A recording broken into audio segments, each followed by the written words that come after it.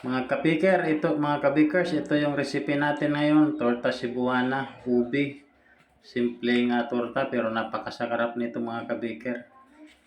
Mga kabikers, ayan, lagyan lang natin siya ng white sugar. Pwede yung hindi pero mas maganda kung meron siyang asukal.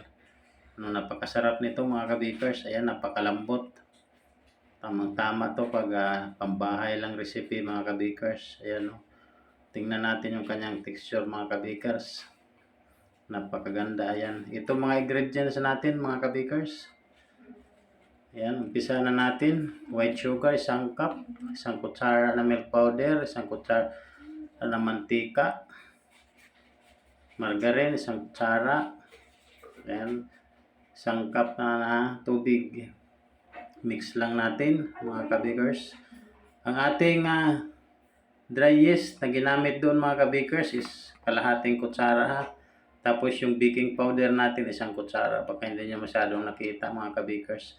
Maglagay tayo ng flavoring mga kabikers. Ayun sa gusto nyong kulay. Sa akin is ubi mga kabikers. Kasi favorite ko yung ubi. Kaya ubi yung aking linagay. Haluin lang natin mga kabikers hanggang matunaw yung asukal. Pati yung iba pang mga ingredients natin hanggang mag-combine mga kabikers. So ayan, pagkatapos natin dyan mag-mix, maglagay tayo ng kunting asin mga kabikers. Kahit kunti lang na asin, pinch lang asin. Ilagay natin dyan. So ayan, patuloy muna natin yung ating pag-mix mga kabikers. Ayan, mix na siya. Dito na tayo maglagay ng asin mga kabikers. Yan, maglagay tayo ng kunting asin mga kabikers. Pagkatapos, tuloy din natin ang pag-mix mga kabikers para make sure na tunaw talaga yung mga ingredients natin. Lalo na yung asukal, pati yung ating asin. No? So maglagay tayo ng ating harina dyan, 2 cup mga kabikers. Yan, una. So, pangalawa mga kabikers, ang gamit natin dyan mga kabikers is first class. Yan ang tinatawag na bread flour. Yan, patuloy lang natin. So, yan, haluin lang natin mga kabikers hanggang maging smooth na yung kanyang dough. Yan, tuloy lang natin. So, pag ganyan mga kabikers, medyo malagkit siya.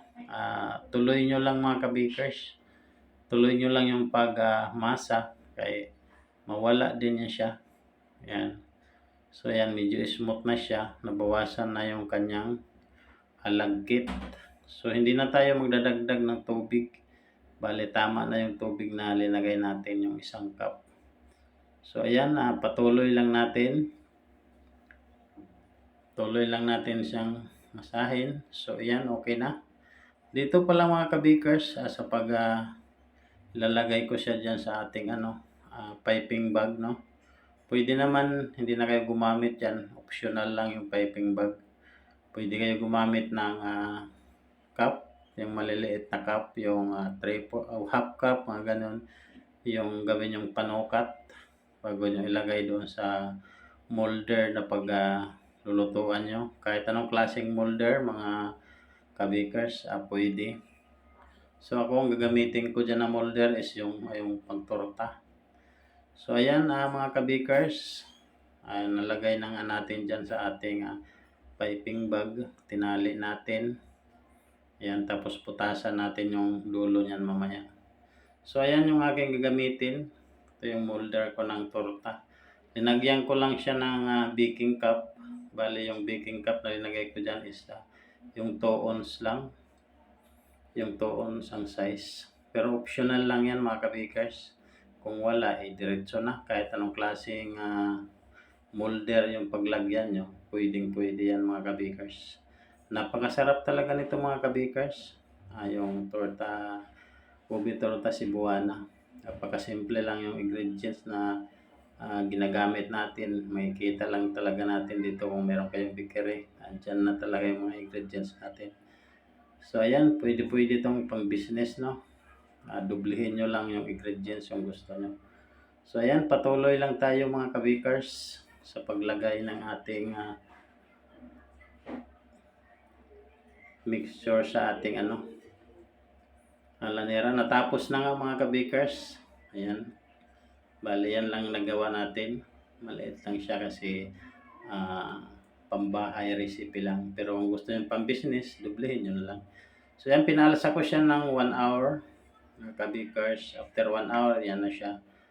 Yan, salang na natin, no? Ayan. Naluto natin siya mga kabikers ng 15 minutes. Ang init ng oven natin ay nasa 180 Celsius. So ayan mga bakers, palamigin muna natin siya, no? Ayan. Yan, malamig na siya. Pinahiran ko siya ng butter sa ibabaw. Hindi ko na naipakita. Ayan. Pinahiran ko siya ng butter, tapos lagay ko siya sa white sugar mga kabakers. Ayan, di ba? Ang ganda niya. Napakasimple lang pero napakasarap niyan mga kabakers. Tamang-tama talaga yan mga kabakers, partner sa mainit-init na kape. So yan mga kabakers, yan na nga ang ating finished product. At kung nagustuhan nyo mga kabakers, huwag nyo kalimutan like, subscribe para matulong sa atin. Yan mga kabakers, maraming salamat. Hanggang dito na lang mga kabakers. Pero bago tayo magtapos, shout out muna sa ating mga viewers na andyan pa rin hanggang ngayon kahit tagal tayong nawala. Nagtsatsaga pa rin. Maraming salamat sa inyo. Balang araw makabawi din tayo. So yan, lagay na natin sa ating tray mga kabakers.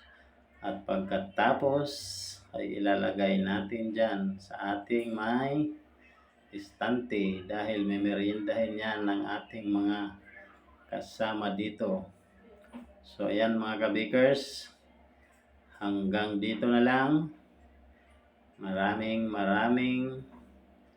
salamat sa inyong lahat. God bless you all. See you the next video. Yan mga kabakers,